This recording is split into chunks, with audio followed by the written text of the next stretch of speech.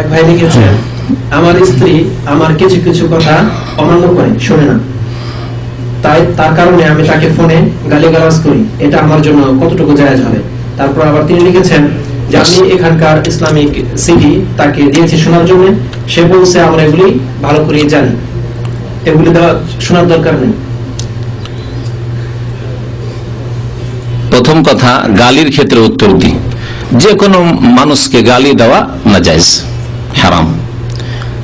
সিবাবুল মুসলিমে ফুসুকুন ওয়া কিতালুহু কুফরুন, সহিহ বুখারী শরীফ হাদিস। নবী সাল্লাল্লাহু আলাইহি ওয়াসাল্লাম বলেছেন যে কোন মুসলিমকে গালি দেওয়া হচ্ছে ফাসিকের কাজ। তার মানে এই না যে মুসলিম গালি দেওয়া জায়েজ আছে, না। নবী সাল্লাল্লাহু আলাইহি ওয়াসাল্লাম অনেক সময় মুসলিম বলেছেন, কিন্তু উদ্দেশ্য হচ্ছে মানুষ, যে কোনো মানুষকে গালি দেওয়া হচ্ছে ফাসিকের কাজ। অকথ্য ভাষা বলা, অশ্লীল কথা বলা, অশ্লীল গালি দেওয়া, যে কোনো গালি দেওয়া হচ্ছে ফাসিকি কাজ।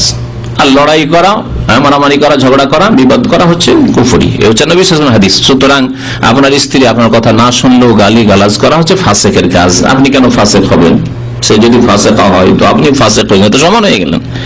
সে নাফরমানি করে ফাসিকা, আপনার কথা শুনে না, সে ফাসিকা গুনাহগার, আর আপনি গালি দিয়ে ফাসিক সমান হয়ে গেলেন। তাহলে আল খাবিসাতু লিল খাবিসিনা হয়ে যাবে। হ্যাঁ, আল্লাহ পাক বলেছেন যারা খবিস মহিলা তাদের জন্য স্বামী ওইরকম উপযোগী স্বামী।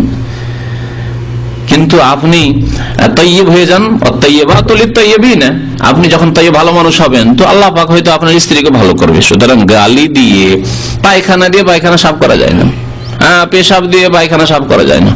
বরং পানি নেই তো আল্লাহ তেয়াম্মুম, মাটি খোঁজ করতে বলেছেন, তেয়াম্মুম করতে বলেছেন। সুতরাং পেশাব দিয়ে পায়খানা সাফ করবে এরকম কাজ করবেন না, বা পেশাব দিয়ে পেশাব সাফ করবেন এইরকম কাজ করবেন না। তারপরে এই যে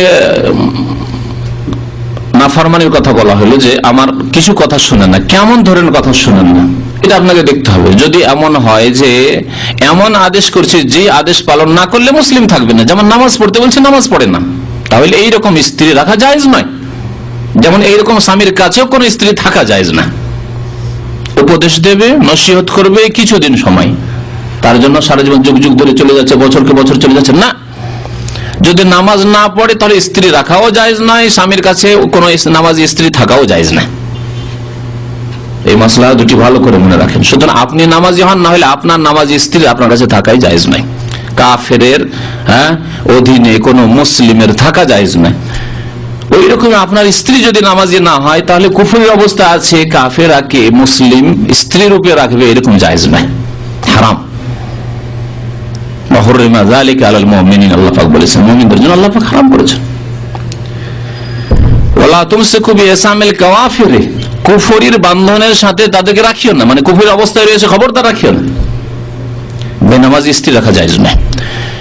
2 নম্বর, একটি কাবিরা গুনার চরিত্র হচ্ছে জিনা, ব্যভিচার, কুকাজ।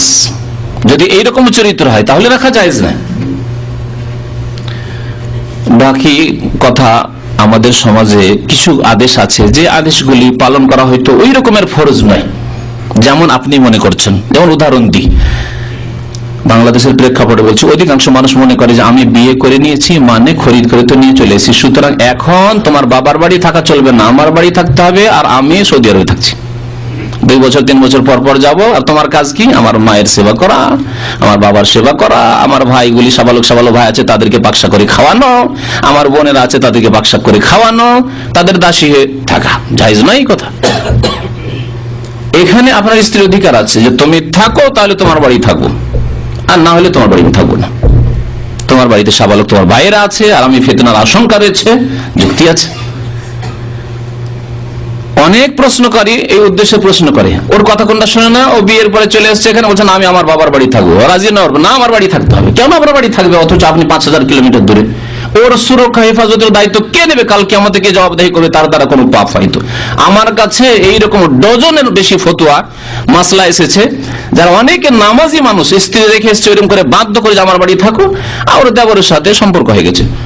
এমন কি এক লোকের ঘটনা, প্রথম ওর স্ত্রী প্রতিবাদ করেছে, ঘৃণা করেছে, যখন স্পর্শ করেছে তারপরে 2-4 দিন যেতে ধীরে ধীরে একেবারে রাজি এর জন্য পাগলে কান্না শুরু করেছে। স্বামী গেছে বাড়ি, জোয়েলের ঘটনা, জোয়েল থেকে ছেলে বাড়ি গেছে, বাড়ি যাওয়ার পরে স্ত্রীকে ডাকছে ঘরে, আসতে রাজি হয়নি, ঘরে এসে কান্না করছে। কান্না কেন করতে? আরে আমি এসেছি সৌদি আরবে 2 বছর, তুমি কান্না শুরু করেছো কেন?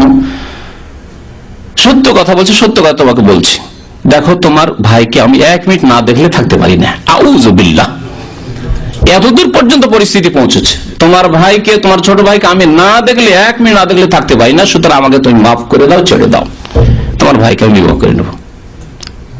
সত্য ঘটনা, যেই ব্যক্তি শুনিয়েছে তাকে আমি খুব কাছে থেকে চিনি, শুধু টেলিফোনের প্রসঙ্গ, তাকে কাছে থেকে আমি চিনি।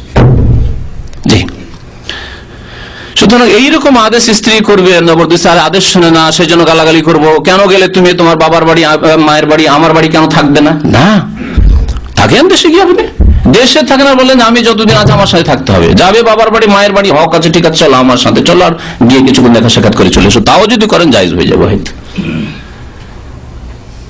বা তারাকে বলবেন আপনার শ্বশুর শাশুড়ি এসে দেখা করে যাবে, যদি মনে করেন যে আমি যেতে দেবো না। যদি আমাদের দেশের, আমার এলাকার প্রথা বলছি যে না, নতুন নতুন বিয়ে শাদী করে হয়তো 1 মাস শ্বশুর বাড়ি থাকলো, আরেক মাস গিয়ে বাবার বাড়ি থাকলো, কিন্তু এইভাবে আপনার সাবালক ভাইরা আছে, আর আপনার মা পর্দার তো গর্দা বুঝে না, ওর ভাতিজারা আসবে, ভাগিনারা আসবে, মামাতো ভাই, খালাতো ভাই আপনার আসবে, সবাইকে বলবে, আপনার ওই স্ত্রীকে বলবে যাও খেতে দাও।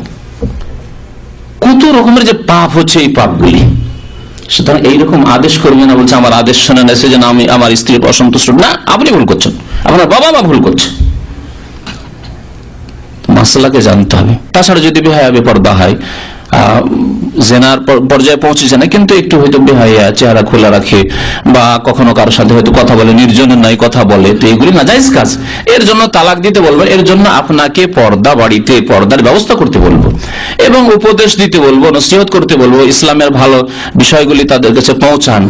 আর তারপরে আপনাকে আল্লাহর কাছে দোয়া করতে হবে যে আল্লাহ তুমি আমার স্ত্রীকে হিদায়াত করো, সহি রাস্তায় রাখো, দিনদার বানিয়ে দাও, পরহেজগার বানিয়ে দোয়া করতে হবে। আর সব আগে যেটা করতে হবে সেটা বলিনি, সেটা বলে শেষ করছি, সেটা হচ্ছে যে আপনাকে যখন জমি কিনতে যাবেন, বেলে মাটি, হ্যাঁ, না দোআঁশ মাটি, না এঁটেল মাটি, কোন মাটি, এই মাটিতে আমার ফসল হবে কি হবে না, ওই রকম দেখে কিনতে হবে জমি আপনাকে, তাই না? মরুভূমি কিনবেন, জমি কিনবেন যেখানে কিছু হয় না, উঁচু আছে, পানি ধরে না, কিছু হয় না, কিনা কি হবে? ওই রকমই আপনি এমন পরিবারে বিয়ে করেছেন, সে পর্দাই জানে না, ওর ভাই পর্দা জানে না, ওর বাবা পর্দা জানে না, ও কি পর্দা জানবে? নামাজ জানো, বাবা মা নামাজ পড়ে, ও কি নামাজ পড়বে? এরকম মেয়ে কেন বিয়ে করেছেন আপনি? উচিত হয়নি আপনার এরকম। আল্লাহ বলেছেন নিসাউকুম হারসুন লাকুম, তোমাদের বিবিরা তোমাদের শস্য ক্ষেত। তাহলে ক্ষেত কেমন দেখে কেনেন? আপনাকে জমি কেনার কথা বলে এমনি অন্ধ জমি কিনবেন না, দেখবেন, খোঁজ খবর না, দেখতে পেলে খোঁজ খবর নেই জমিটা কেমন, কিছু হবে কিনা, কয় ফসল হবে। আচ্ছা, সারা বছর যদি পানিতে ডুবে থাকে, বাংলাদেশে না হয় মরুভূমি নাই, কিন্তু সারা বছর পানিতে ডুবে থাকে এরকম জায়গা আছে, কিনবেন? পানিতে ফেলে রাখো, পয়সা লাভ কি আমার? নদীর ভাঙনে কেটে যায়, এরকম জায়গায় কিনবেন? এই বছর আগামী বছর নদীর গর্ভে চলে যাবে, কিনবেন না কোনোদিন। এইরকম মহিলা কেন বিয়ে করবেন যে মহিলার কাছে ভালো কল্যাণ আশা করা যায় না? ওর মা নামাজ পড়ে, বাবা নামাজ পড়ে, খালা ফুফু পর্দা নেই, কিছু নেই। দেখে শুনে আপনাকে বিবাহ করতে হবে। জি।